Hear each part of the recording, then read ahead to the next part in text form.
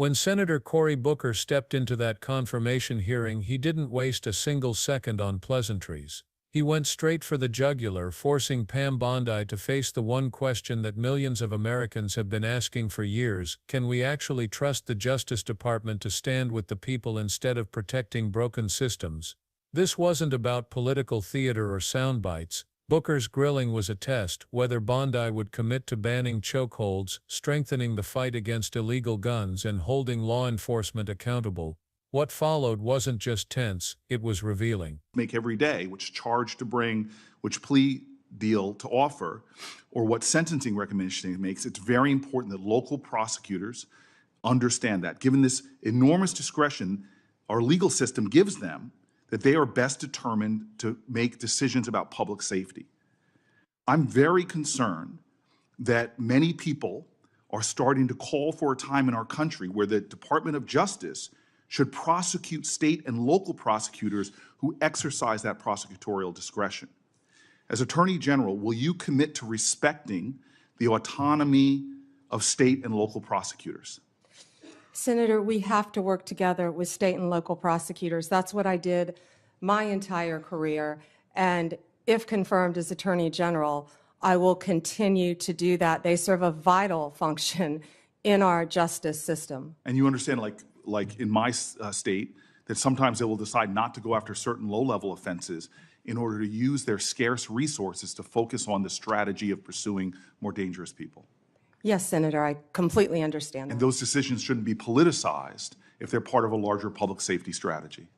No, Senator. When I was a state prosecutor, we used to sit down with the U.S. attorneys and talk about cases and work together. And that's what I'm discussing about bringing back the cooperation between state and local Thank you, Ms. governments. Bondi. I just want to continue. One of the most stunning hypocrisies I've found since I've been down here in Washington is every politician gives lip service to driving down gun violence. But the very federal authority, the Bureau of Alcohol, Tobacco, and Firearm, that is primarily focused on enforcing America's gun laws and keeping people safe, is hamstrung by federal leaders. The ATF's core responsibility is assisting in local law enforcement. When I was a mayor, I detailed local law enforcement to the ATF, but I'm stunned at how they have been stripped of resources, of their budget, and all of their capabilities to go after illegal gun running. When I was mayor of the city of Newark, we couldn't find one gun crime that was done with a legally purchased gun.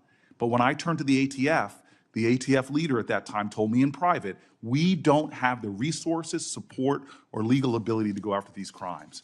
I am concerned about our ability to fight gun crime in America that threatens our law enforcement officers as well as people in communities from red counties to blue cities. Will you commit to doing everything you can to making sure the ATF has its resources and the legal power to pursue illegal gun runners in our country? Senator, I will do everything in my power to prevent illegal gun runners in our country. When I left being a state prosecutor to run for Attorney General, I almost didn't run because I was working on a wire case involving illegal gun runners. The DOJ issued in 2022 a use of force policy for its federal law enforcement officers. It was approved by the heads of the DEA, FBI, U.S. Marshals, and ATF, and many of them said it is actually a use of force policy that actually protects law enforcement officers as well as protects others from having their rights violated. It was also endorsed by the Fraternal Order of Police and NAPO, the National Association of Police Organizations. This policy is considered best practices in law enforcement. Will you commit to continuing this policy? Senator, I have not read the policy. I will review the policy, and I will report back directly to you if I am confirmed as Attorney General, and consult with law enforcement. Absolutely. And I would appreciate if you looked at the policy, and I submit questions for the record, hoping that you can elucidate maybe more of your thoughts on this. Certainly. And then I will also say, as my last question, because I see my time has run out, and I look forward to a second round, the DOJ issued a policy regarding chokeholds, which limited the use of no-knock warrants and chokeholds. It's worth noting that Florida has outlawed no-knock entries altogether since 1994. Would you commit to continuing the 2021 DOJ policy on these issues? I'm familiar with the policy. I have not read it. I'm committed to reading it and studying it and reporting back to you on that policy once again. Thank you. Mr. Chairman, thank you. Senator Hawley. Thank you very much, Mr. Chairman. Ms. Bondi, welcome. Congratulations. Because Bondi's answers exposed far more than she intended, and the silence between her words may end up speaking louder than anything she said, Booker began by framing the moment as a crisis of faith. He reminded everyone listening that the strength of the Constitution isn't just in its text, but in the belief people have in it. And right now that faith is cracked, maybe even broken, after years of political turmoil, partisan prosecutions, and communities watching justice applied unevenly. Booker didn't speak like someone trying to score political points. He spoke like someone who's watched too many Americans lose hope in the very system meant to protect them. His warning was clear: a Justice Department that fails to demonstrate independence, fails to heal that faith, isn't just failing its mandate, it's tearing at the fabric of democracy itself. That set the stage for the clash to come. Then came the chokehold question. This wasn't abstract, it wasn't theory, it was life and death. Booker asked directly whether Bondi would commit to continuing the federal policy banning chokeholds, a measure designed to prevent tragedies that have torn communities apart. The question was razor sharp because it wasn't just about policy, it was about accountability. Families across the country have watched loved ones die under knees and arms, and the wound of those moments still runs deep. For communities of color, every traffic stop carries the weight of history. Booker wasn't asking whether Bondi knew the statistics. He was asking whether she had the courage to take a stand against practices that have cost lives. Bondi's response: a vague promise to review the policy. To anyone listening closely, that sounded less like leadership and more like hesitation, a signal that reform could be quietly rolled back under her watch. But Booker didn't just come to expose gaps. He also pointed to what works. And surprisingly, he offered rare praise. He brought up Craig Carpenito, the U.S. Attorney for New Jersey, appointed during the Trump administration. Booker admitted he doubted Carpenito at first, even opposed his nomination, but what followed proved him wrong. Carpenito worked with local leaders, focused his energy on the most violent criminals, and built strategies that actually cut murder rates in cities like Newark. The results were undeniable: historic drops in violent crime without resorting to mass arrests or fear-mongering headlines. Booker's praise wasn't just about one man, it was a model: focus resources smartly, partner with communities, and you can reduce crime while strengthening trust.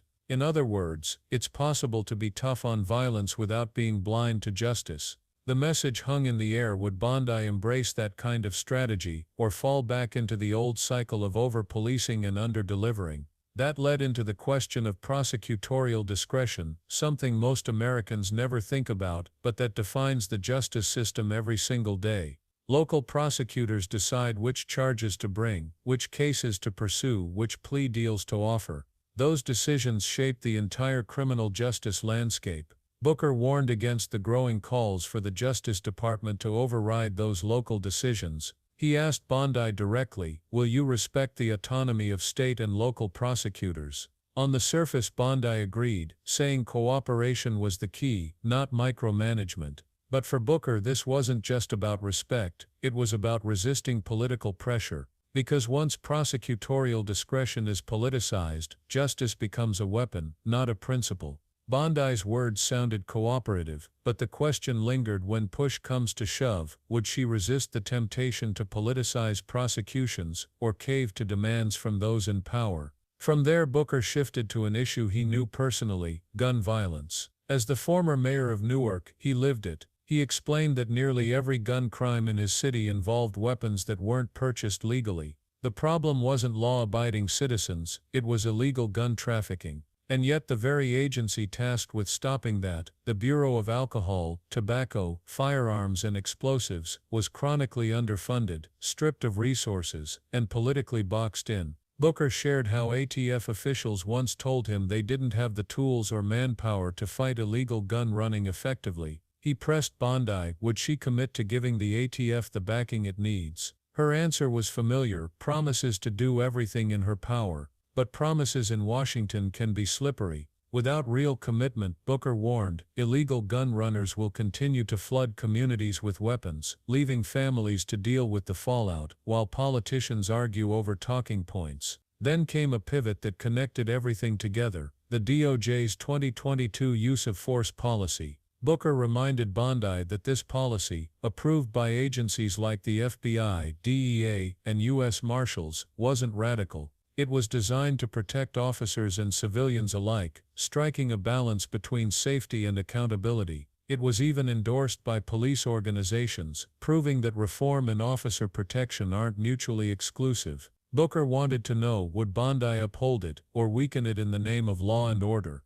Her response once again was to deflect, saying she hadn't read the policy, but would review it if confirmed. For communities watching, that sounded like a red flag. Because in Washington, review often translates to roll back quietly when nobody's looking. Booker wasn't done. He circled back to the issue that had anchored his line of questioning from the start: chokeholds and no-knock warrants. These aren't minor procedural debates. They are practices that have ended lives and ignited protests across the nation. Booker asked whether Bondi would commit to continuing the 2021 DOJ policy restricting both. And once again her answer was to stall, saying she'd need to study the policy and report back later. That may sound cautious to some, but to those who've spent years demanding change, it was the same old story, vague words instead of real commitments. Booker's persistence underscored the point: reforms that save lives shouldn't be optional, and any attorney general unwilling to commit to them in public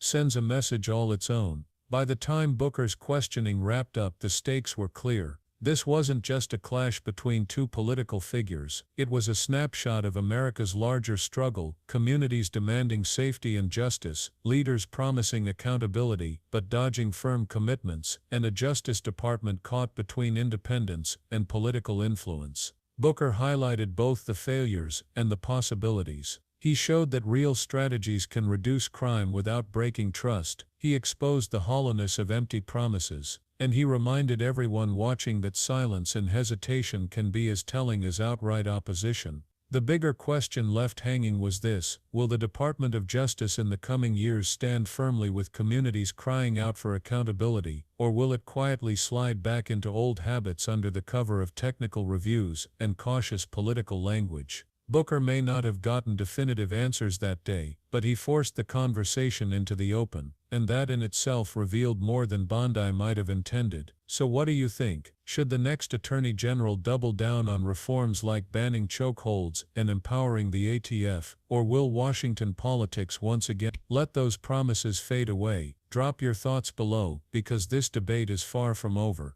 And if you found this breakdown valuable, make sure to hit that subscribe button, because the next story we're covering is even more controversial, and you won't want to miss it.